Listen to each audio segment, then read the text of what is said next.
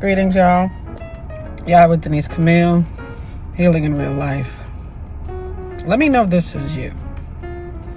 With this talk for episode 12, it's what real peace actually looks like after trauma. Let me know if this has brought to your attention or your awareness anything that you've had to, endure or grow through, right? What peace looks like after life after trauma, right? Again, I am Denise Camille, self-awareness coach, urban love therapist, spiritual counselor. Nothing has shifted. I'm only going up, as would you, right? Again, I'm at a place of discussing and having conversations in regards to what does peace look like after having life after trauma. One of the things that I always have to address is boundaries. Peace looks like choosing boundaries over barriers. Peace looks like having to regulate your nervous system, or having a regulated nervous system. I'll say that, right? I'm looking at I don't even know. That's all right. I'm grateful I'm healing. That's what peace looks like. Peace looks like giving your body time, space, and grace to realize that that season of your life is no longer. You've overcome it, giving yourself credit, not necessarily celebrating on it, yet you recognize that the little wins in life are what matter the most, right? You recognize that the peace that you've been able to sustain since thus far of living life after trauma, you are grateful. You give yourself grace more than you give anybody else grace, because you understand that without you, nothing else exists in your world. All right, this is your world.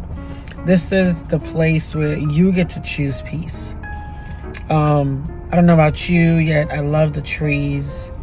I love nature. I'm a sad, so I'm adventurously outdoors anyway. Yet, to be able to recognize that they're standing tall against and amongst tragedy of weather and windstorms and, things that's going on. Peace, looks like just gazing and getting some vitamin D. Peace. Life after trauma, after you've gone through the storms in your mind, and you realize and you recognize that, hey, I'm still standing. What's that song in the movie Sing? I'm still standing better than I ever did. Y'all know the rest. Giving yourself grace for being able to still stand. That's peace. Recognizing that whatever you were doing before obviously didn't work. So it's time to shift it. That's peace. Realizing that those entities and energies of cyclical behavioral patterns from others and from yourself, no longer having the desire to do certain things and social elements and anything else, that's peace. Recognizing that you, loving on you, dating you, married to you, that's peace. Not having to acknowledge nothing else outside of yourself but you first. Of course, some of us have children. You realize children come along for the ride and they teach you. They sometimes humble you. Yet the peace that you have within yourself provides a different peace for the children and those that are consistently around you day to day. That's peace, right? Recognizing that your stillness is peace. Your behaviors are peace. Getting out of your head is having peace, right? Life after trauma, where there's drama, there's trauma, there's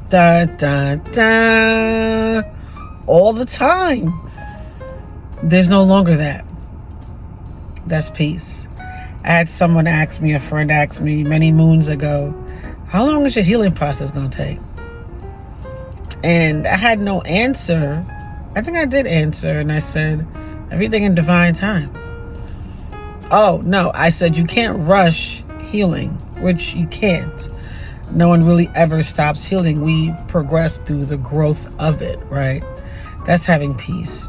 Recognizing with your first eye, instead of your physical naked eyes, you get to see what your life can be in peace, you know?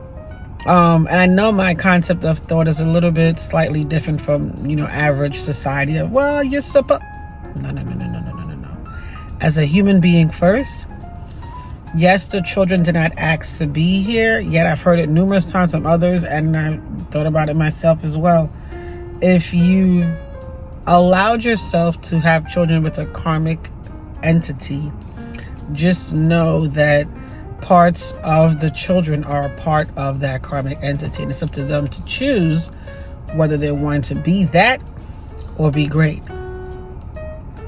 When I say be great, I mean be great on the side of, I'm not going to go too deep into my life yet, knowing that being mindful, I'm just saying, just being mindful of everybody around you. And that's having peace.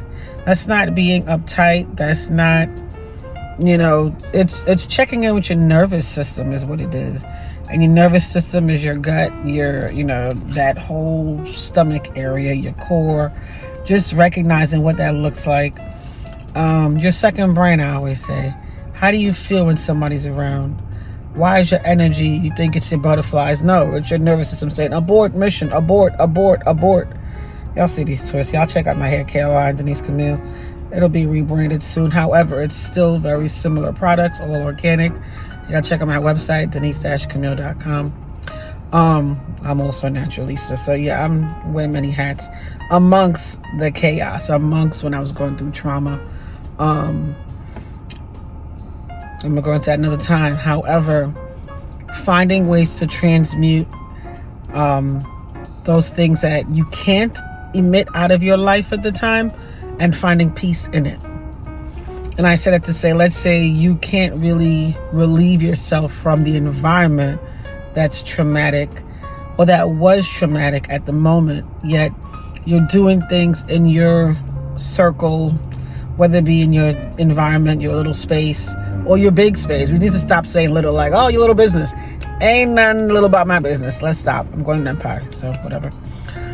Using the word little in the right context, right? So it's finding that moment, those moments of, if you gotta go to a park, ground yourself there. If you have to go swimming, which I gotta get back into it, ground yourself there, yet getting to a place of finding peace within yourself that you cannot move yourself physically out from, yet you can mentally move yourself out from. Confirmation. So it's definitely finding your truth within your reality of your world. Everybody's world is not the same. Clearly, we got like, 8 billion people in this world right now. Finding your truth. If you have to take a trip, I'm big on trips. Staycations, retreats, finding peace where you can get your mind back. As a child, we had our minds. I know as 80s babies, we had our minds. I don't know about these new kids. They get easily distracted by so much, I feel sorry for them, but in reality, there's so much more that they can grow with and learn from. Either way, I digress. Finding peace. What does your peace look like? Put it in the chat. Send me an email, info@denise-camille.com. Call me. Have a conversation. If you want to get into a spiritual counseling session, click the link in my bio. If not, you can check out my website, denise-camille.com. Yet I encourage you to find peace. Find peace. Find peace. Find peace. Everyone's trauma is different, yet the pattern of how it happened and happens is cyclical. In being a spiritual counselor for, I want to say almost 10 years now, yeah. It's just something Spirit has asked me to do. And I enjoy it. Trust me. I love it. recognizing that everything has a pattern. As a human being, everything has a pattern. Like they say, humans are creatures of habit. Habits are things that happen. Like I say, it takes 21 days to break a bad habit, right? So it's having to see what your behavior patterns are, even your patterns of your mates. When I really assessed it, I was like, this isn't good. It's down to a T. It's down to a science. Even I tried to deny it. I'm like, no, that's not my pattern. It was a pattern. And once you recognize a pattern, you swallow the pill and you're like, okay, we can move on from this, right? Recognizing that that's where your mentality was at that time. Not necessarily beating yourself up, being accountable to your decision making. You know, I find that a lot of individuals... Yes, y'all, let me... Finding peace after life with trauma. I don't know what's going on with these few twists over here. Yet either way, doing yourself a favor, like I was stating before, making sure that your element of existence is providing you with the necessary progress to grow, to not bleed out or vomit, emotionally vomit out on others. Recognizing whether you're spiraling, whether you're attracting instead of aligning. And if you don't know the difference, just pay attention to what you're putting in your portals.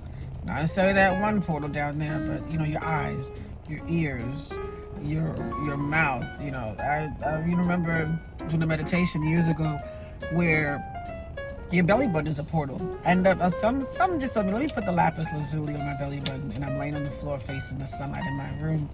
And I started seeing in blue, of course, not realizing the blue was coming off of the portal of my belly button.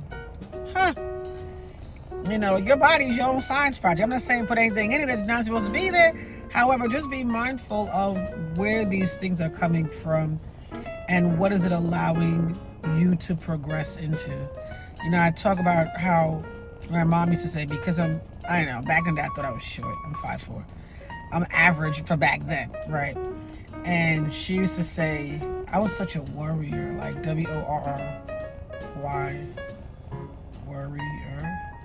I'm not, my brain is not trying to catch the word probably. If you know how to spell it, please put it in the chat, in the comment section.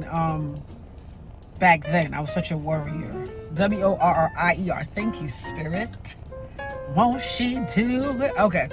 So I was a worrier, and I was always worrying about it. Oh man, you know, worrying about their challenges, because as a child, we take on our parents' challenges for whatever reason we do. And she would always tell me, you know, worrying stunts your growth. And at that point, I didn't worry about how tall I was going to be. I was just like, yeah, well, I don't want to be short because of my mindset. Yet, as an adult, an avid spiritual counselor, I can honestly say I look at that from a different angle. Where she says worrying stunts your growth. I'm no longer a worrier. I'm a warrior. Right? I had to acknowledge that and accept that. I'm a spiritual warrior. I'm an earth warrior, right? And it's W-A-R-R-I-O-R now, right?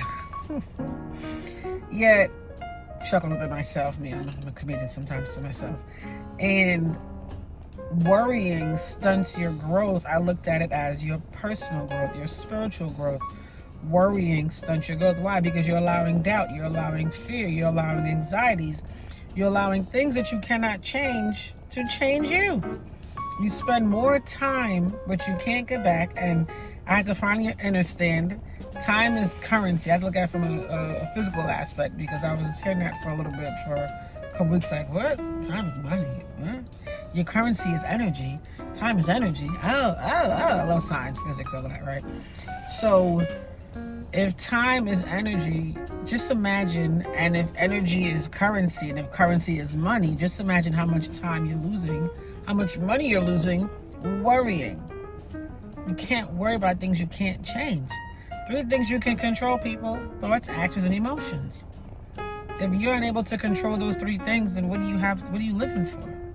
Take the time to focus on you. Take the time to focus on your progress and finding peace. Finding peace is always a prosperous and bountiful element of life. You can't get the peace back. You can't. No is such a positive answer. We didn't even realize that being taught yes, it was a negative. The etymology of the word is a negative. No is positive. No, I don't want to do it. No, I don't want to. I just don't. Because when you realize that if time is your energy and energy is currency, that life after trauma, that trauma has shook you up so much, you can't get that time back. You can't get that energy back. You didn't realize you were dealing with energy vampires. You didn't realize they were sucking and draining your energy. That's your money. They took your money too, right? I'm speaking for myself. Whether it happened to you or not, I'm speaking for myself. It was all taken. All because of your light. All because of your energy. Who the... And because me being who I am, I can say to my ancestors, get them. Because why? I did nothing to you. But because you're an envious moth, that's what I'm going to leave you as, because of course I had a few choice words, I had to find peace. And you're enjoying your karma, because I would ask you 1,000 times, how you like your karma? How it is. I'm going to go into real Trinity mode for this one. How it is. Olia. How it is. Again, that's my peace. My peace is I did nothing to you. Yet I had to realize you wanted to be the moth to a flame being burned by the fire, like Janet Jackson said. Sadly, that's the way their love goes. That's not the way mine went. Yet I had to find peace after life, after trauma. The best part about spirit is we can talk about it, spirit will show it, and we come back and we assess it together. I love it. I've been told enough times by children and young adults, why don't you be a teacher? I'm a spiritual teacher. I teach me every day. That means I'm able to teach others. I became my own parent. Why? Because I knew the love language I was speaking.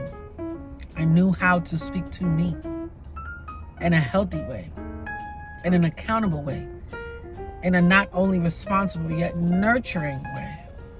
I'm grateful. I give thanks to each and every one of you for listening. I hope this resonated with someone.